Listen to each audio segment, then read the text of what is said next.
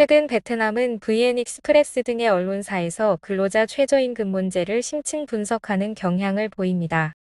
그래서 이번 영상에서 22년 3월에 관련 기사에서 어떻게 논의되고 있는지 정리해 보겠습니다. 근로자 임금, 생활에 불충분하게 만드는 4가지 이유. 작년 말 12군 던터이에 공단에 있는 노블랜드 베트남의 1000여 명 근로자가 시간당에서 제품당으로 변경하는 것에 대한 항의를 중단했습니다. 연차 수당이 사라지기 때문에 불리하지만 공장 측은 다른 방법이 없다고 합니다.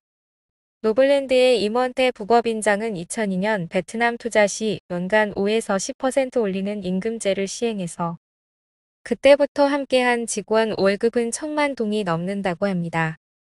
한편 지난 10년간 제품 단가는 5%만 인상되었으며 공장 2곳 중 하나는 재정 문제로 문을 닫았습니다. 가공비 정체 상태의 임금 상승은 노블랜드만의 문제가 아닙니다. 베트남 가죽재화 및 핸드백 협회 부회장 판티 타임쏜 씨에 따르면 지난 몇 년간 바이어는 단가를 거의 인상하지 않았으며 인상 제한 시 다른 업체나 인건비가 낮은 국가로 발주처를 옮길 것입니다. 지난 10년간 신발 한 켤레 가공비가 5% 미만 인상인 반면 2010년 1급지는 최저임금 98만 동이었습니다. 2020년에는 442만 동으로 450% 인상되었습니다. 실제 공장의 90% 이상이 지역 최저임금보다 7에서 10% 더 지급하며 주택, 이동, 양육, 근태 수당이 포함됩니다. 통계총국 자료에 따르면 2016년에서 2021년 소비자 물가지수는 총 18% 가까이 증가하여 임금이 일정 부분 충분하지 않게 되었습니다. 뚜엔꽝성부터 로만성까지 여러 공장에 16,000명의 근로자가 있는 한 의류회사 임원은 모든 공장이 근로자 유지를 위해 임금 인상하고 싶지만 생산 능력이 한정되고 비용은 너무 빨리 오릅니다라고 합니다. 20년보다 21년 운송비는 평균 19% 증가했으며 19년 대비하면 38%입니다. 코로나19로 지난 2년간 최저임금이 변동되지 않아 근로자 소득이 낮습니다. 노동조합연구소는 취업 시 급여 협상 기회가 없는 점과 공중업계의 암묵적 임금 담합을 지적합니다. 또한 근로자의 대다수인 외지 근로자는 주거비와 양육비에 많은 비용이 지출되고 있습니다. 베댓 1위는 베트남 인건비가 낮은데 어딜 가면 더 쌀까? 기업은 항상 이유가 없다라는데 이미 인건비 중심 업계에서 해외 기업은 코로나 이전에 라오스, 캄보디아로 이전하고 있었습니다. 사실 코로나19 이전에는 임금을 더 올리자는 여론이 우세였는데 확 반전되었지요. 노동집약적인 업종에서 벗어나면 되겠지만 아직 베트남 사회 전반이 그만큼 준비가 되었다고 보긴 어렵네요. 근로자 찾으러 공장 지방 이전. 호치민시 7군의 랴베 방직은 생산이 회복되어 22년 3분기까지 주문이 꽉 차 신규 모집을 서둘러야 했습니다. 13월에 급여, 성과급, 연차수당, 자녀장학금 같은 복지 혜택과 월급을 1천만에서 1,500만 동으로 올렸지만 인력 충원은 쉽지 않았습니다. 레티하치 부법인장은 시에서 1천만 동이라면 지방에서는 700만 동이면 채용이 가능하다고 합니다. 지난 5년간 야베 방직은 서부, 중부 및 서부 고원 지역에 10개로 확장했습니다. 총 직원 2만 명 중 1만 5천 명은 지방 공장에서 근무합니다. 마찬가지로 구두 생산을 전문으로 하는 꼬치연의 한국계 기업 베트남 상호버 안장성에 공장을 세워 인력을 조달했습니다. 회사 인사책임자인 노쯔엉 황폭씨는 안장 공장은 매일 100건의 지원을 받지만 호치민시는 최고 많은 날 30명이라고 합니다. 이런 지방 이전은 두 기업만의 이야기가 아닙니다. 베트남 섬유의류조합이 우무엔티키 부회장은 대부분의 그룹 소속사가 확장 계획이라고 합니다. 이는 기업에겐 인건비 절감과 인력 확충이 되며 근로자도 타지 생활을 안 하게 됩니다. 다만 단점도 있습니다. 가족 친지와 살면 경사가 있을 때마다 결근하여 생산력이 떨어지기도 합니다. 또한 일부 지역은 항구나 공항과 떨어져 있어 물류 비용이 많이 듭니다. 또 사람은 많지만 숙련공을 찾기 어렵기도 합니다. 공공정책 전문가 응우옌 동씨에 따르면 노동자들이 매우 혹독한 30년간의 산업 발전의 대가를 받고 있다고 합니다. 중앙정부가 노동집약적인 공장을 대도시에서 이전해야 하며 호치민시, 다낭, 동라이성 등은 신규 기술에 중점을 두어야 한다고 제언합니다. 또 근로인력이 많은 지방은 기반시설과 물류망, 세금 인센티브와 저리 대출을 지원하는 식으로 해결할 것을 조언했습니다. 최근 대도시의 생활비가 근로소득에 미치지 않는다는 보도를 계속하더니 이런 결론이네요. 바람직해 보이지만 일단은 도로부터 다 뚫려야 하니 시행이 언제부터 될지는 의문이네요. 교통운송부가 최근 예산을 도로 공사 위주로 쏟아붓는 것도 이런 맥락으로 보입니다. 근로자, 야근 왜 선택지 없어?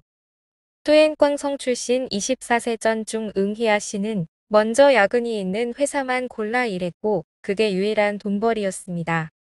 응희아 씨는 월급 500만에 설백만 동은 무시하고 전자회사에 야근 포함이라 명시하여 모집하는 곳만 골랐습니다. 결국 그는 야근 수당 포함 월급 약 900만 동인 고어텍 비나를 선택했습니다.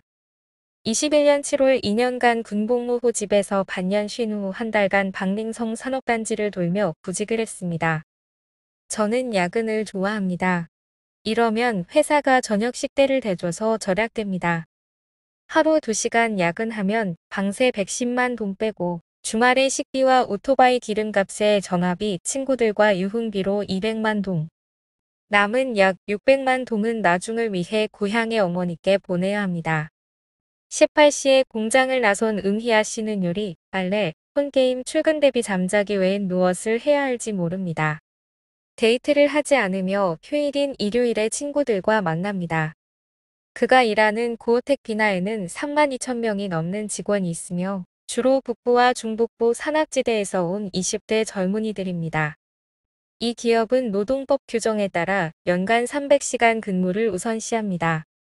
그러나 경영진은 연간 400에서 500시간으로 늘리고 월별이 아닌 긴급 주문이 있을 때 유연하게 적용하길 원합니다.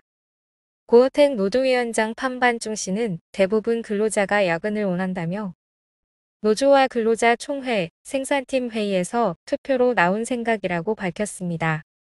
응희아 씨 같은 젊은 근로자와 달리 36세 쩐틸안 씨는 하노이의 의류 14에서 일하며 3명의 어린 자녀가 있습니다. 5시 기상하여 요리하고 7시 30분 교대하여 18시 퇴근, 귀가 후 아이들 저녁을 먹이고 밤 10시에 잡니다. 10년간의 생활이었으며 첫 월급은 700만 동이었으나 현재 800만 동이고 일요일은 쉽니다. 그녀는 급여 명세서 야근 수당이 얼마인지 관심 없고 보험료와 조합비를 공제한 후 한 달 800만 동에만 신경 씁니다. 150만 동은 전기세와 수도세를 포함한 방세, 아이들 보육비 400만 동, 식비가 300만 동 가까이 됩니다. 남편도 근로자로 월 약 500만 동을 벌지만 정규직이 아닙니다.